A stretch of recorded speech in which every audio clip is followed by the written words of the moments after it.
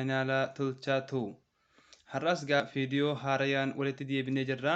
Barnoonni keenya ka guyyaa har'aa akkaataa aappii mobaayila keessan keessaa qabdan guutumaa guututti aappii mobaayila keessan keessaa qabdan mobaayila keessan keessaa olii gadi akka kooshii olii gadi dhangala'u jecha. Hoggaan kana isiniin jedhu mobaayila keessan yoo gadi mataa gashitan mobaayilli keessan keessaa waan qabdan aappiin guutumaa guututti gadi dhangala'a jechuu.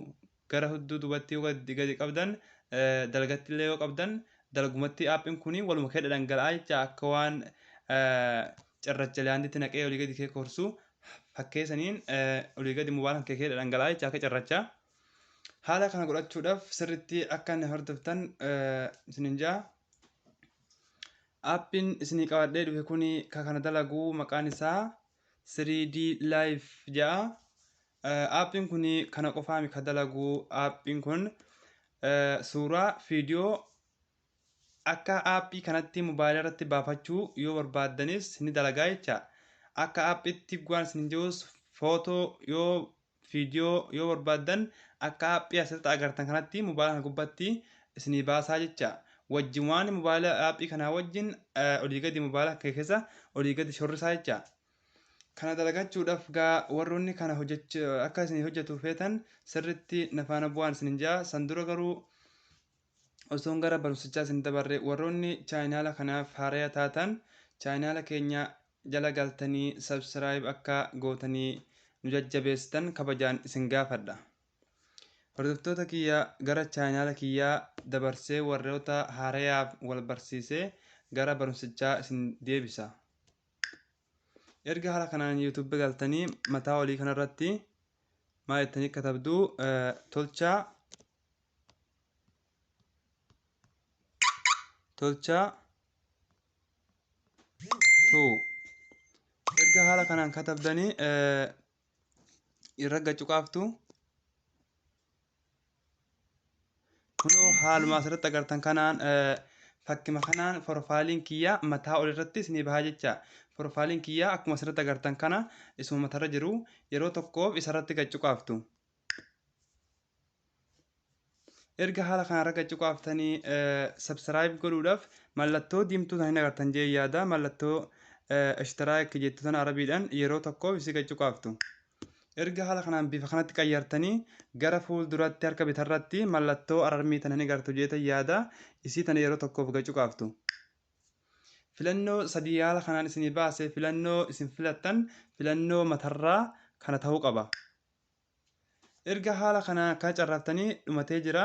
Mallattoo baattii wayii tan irratti bantanii dhumatee jira jecha. Kana godhuun maal isin faayidaa? Barnoonni ani dalagee gadi isinii dhiisu kallattimaan isin bira gahaa jecha.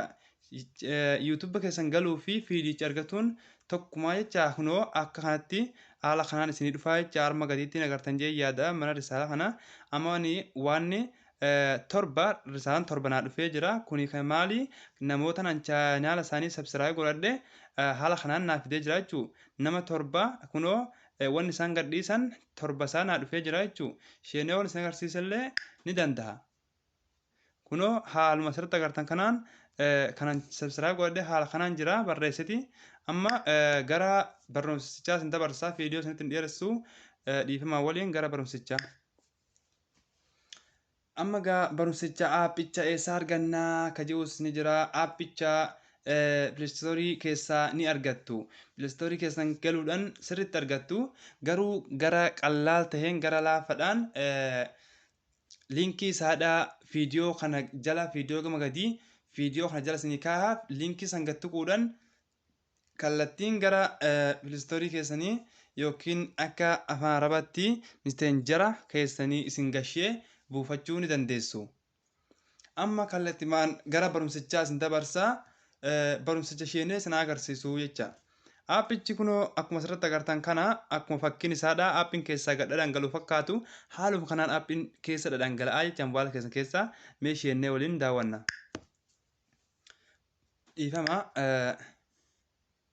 Dhiifama yeroo tokkoof waan agarsiisanitti fideef yeroo tokkoof akka ganaatan sheenee isin agarsiisa.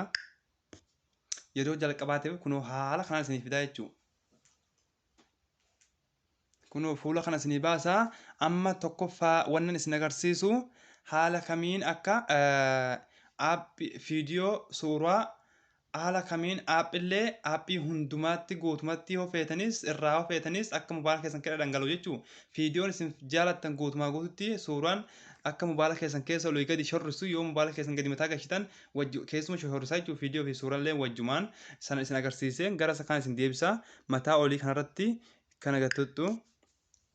Haala kanaan mana viidiyoo, mana suuraa, mana aappii isin maxxansiisa. Yeroo bakka kana aappii kanarraa isin agarsiisa.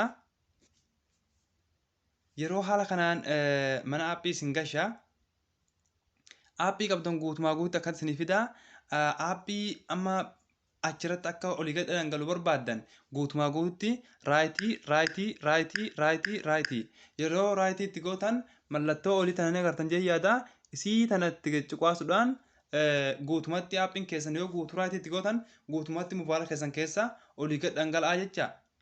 Anamma mee guutumatti isin agarsiiseen booda irraa hiikkadha. Amma mee ni dummeessu aappii kuni guutumatti akka dhangala'u godhachuudhaaf 43 dabarfadheen jira. Amma gara viidiyoo gara suuraa amma gara suuraa dabarraa mallattoo iski kanatti qiccuqaasuudhaan filannoo isinii kenne kana isheenuudhaan mana footoo keessan isheenuudhaan anama mee mana footoo isheenee footoon barbaade maxxaradhee akka footoon barbaade achirratti wajjin naa bu'uuf tokkoffaa abaaboo kana maxxaradhee abaaboo kana galfadhu.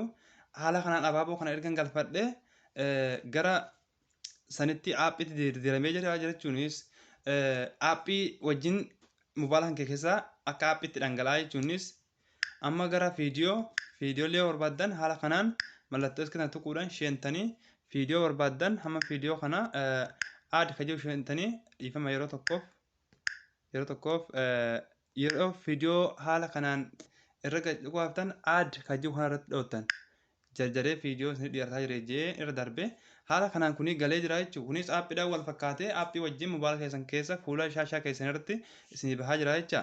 Amma hoo gara aappichaa haala kamiin fuula mobaayila irratti hidhannaa kajuu yeroo haala kanatti dhuftan mee amma agarsiisumaaf isii ijaa tanarra dhoottan iddoo hidhuu hin ta'in isirra dhaheettan isin agarsiisaa jechuudha waan inni godhatu. Kunoo dursoo viidiyoo fi suuraa bu'ee jira jecha. Viidiyoo fi suuraa achi kaa'ee bu'ee jira jecha. Amma hoo yeroo tokkoof gara aappii dabarree aappii fuunee akka inni dhangala'u guutumaa guututti akka inni achirratti dhangala'u raayitii itti goggoona. Guutumaa guututti erga haala kana gootanii kunoo amma gara achitti na darbee jira. Amma gaa irratti hidhatuudhaaf isii gadii tanatti cuqaaftanii jechuudha. Stop ka jettan irra cuqaaftanii haala kanaan sheentu jechuudha. Dhiifama kunoo aappiin ani akkas godhadhe guutumaa guututti aappiin kunoo ilaala. Kunoo gadi mataa gubbaan jawwaala gashees ajaa'iba wahiiti. Kunoo akkanatti haala kanaan mobaayila keessan keessa aappiin kun olii gad taphataa jecha. Kunoo ilaala akkuma waan kooshii wayii olii gad dhadhahu waan ol dhahellee ol olii eega jechee gad lafa dhadhaa jecha. Haala kana godhachuudhaaf gaa amma irratti hidhatuu bakka kana agartan jee yaada xiqqoo mul'ata. Isa yeroo tokkoof cuqaa harka gootan. Kunoo amma stop baata jee hidhamee jira jecha. Kunoo stop baata jee hidhamee jira. Amma gaaraa guddaa gadi buunee laallaa jecha. Kunoo akkuma asirratti agartan aappiin guutumaa guututti wal keessa horihuu malee osoo harka kiyyaan hin tunne mobaayila kiyya gadi mataa gashee ol garagalchuudhaan dhadhangala'aa jecha. Kunoo waan ajaa'ibaati. Amma gaatii haala kana erga godhannee kunoo aappii feenee olii gadi taphachiifnaa jecha walumaa gadi walakkaa horihaa. Amma maal godhuun irraa barbaachisa? Aappii kana amma akkuma as agarsiisee situun irratti hidhataa jechuun akka inni horiu. Amma gaa barnoonni keenya asumarratti dhaabbatuuf deema. Viidiyoon kun yoo isinitti tolee like ka jettu tuquu hin dagatinaa.